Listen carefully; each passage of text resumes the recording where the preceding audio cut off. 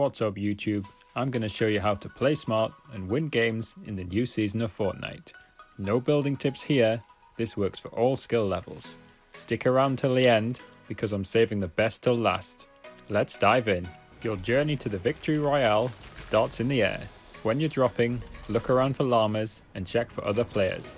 If there's nobody around, drop on the llama and enjoy the loot. If there's other players, land on a gun first and then push the player on the llama. They won't have a gun to fight back.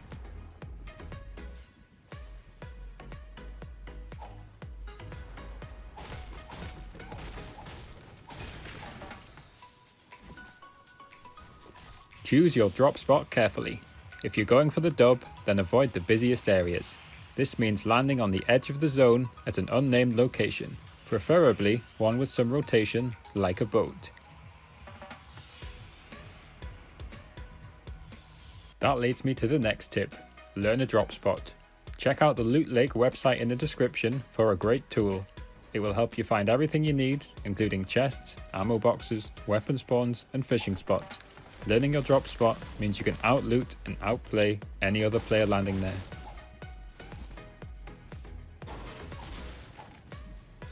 If your drop spot is contested and you see a chest and a weapon spawn, always choose the weapon spawn.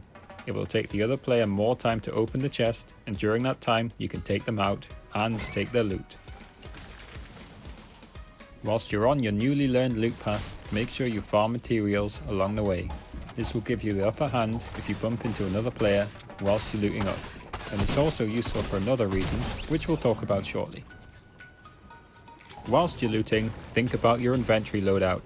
The two weapons you always want are a shotgun and an assault rifle. If you're lucky, you'll find a sniper rifle, rocket launcher, or a similar power weapon, which leaves 2 slots for healing items. If not, don't worry, that just leaves an extra slot for healing. Speaking of healing, head to some fishing spots if you get the time. You can pull some super fast healing floppers or slurpfish, and if you're lucky, you might pull out a decent weapon too. Prioritize fish over shield potions and medkits and bandages. If you're unlucky at the fishing spots, it might be time for an upgrade or two. Find the nearest upgrade machine, and if you followed the steps from earlier, you should have the materials to upgrade to at least purple rarity. If not, then blue is fine. Prioritize your shotgun over the assault rifle. So you've made it out of early game, and it's time to get safely inside the storm circle, and you're well on your way to the win. Stick around for a load of useful tips, and don't forget to smash like if you find any of them useful. The number one tip I have for you in mid-game is don't fight outside the circle unless you really must. If somebody pushes you, try to at least get in the circle first and preferably completely disengage if at all possible.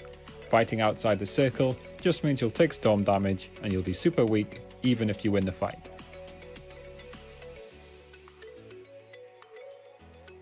Speaking of storm circles, the safest way to get inside the circle and stay alive is by finding what we call the soft side of the zone.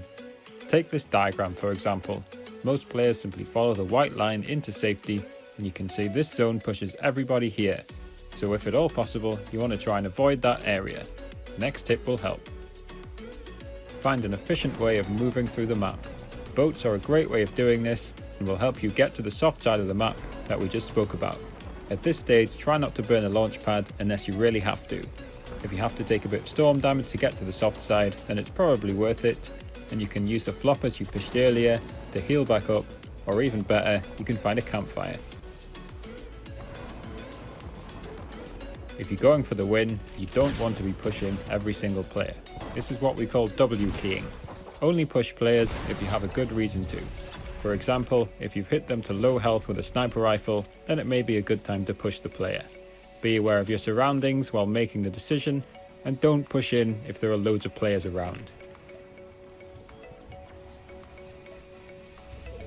Let's look at some easy endgame strategies, and don't forget, I'm saving the best for last. So you've reached the endgame, and there's only a few players left. Your aim now is to get to 2 players left to eliminate the dreaded third-party attack. Hiding in bushes is a great way to do this, as many other players will simply push all remaining structures. It also means you'll save materials, which you might need in the future. Watch out for players spraying your bush or trying to rocket you. Take the time to consider what we call line of sight. It can be useful to hide in buildings or behind obstacles. Similar to bushes, this means players are more likely to focus on players visibly boxed up, rather than run around searching for you. Patience is key in the endgame. You might have to wait a few minutes, but it will help you find the right time to strike. Check out this clip, where I waited patiently for the exact time to fire the winning RPG. You can see the player count was down to 2 for a while, but I resisted the urge to instantly push the player and claimed the win as a result. Do anything to survive. Players do dumb things. I've had 0 kill wins before because the players have died to storm or died to fall damage. Finally, here's the one you've been waiting for. Here's a cheat sheet with all my tips on one screen. Smash the like button, then take a screenshot and save it for easy access. Thanks for watching everyone. Don't forget to like, comment and subscribe, as I'll be posting a ton of Season 3 content, and as always, don't forget to visit every single link in the description down below.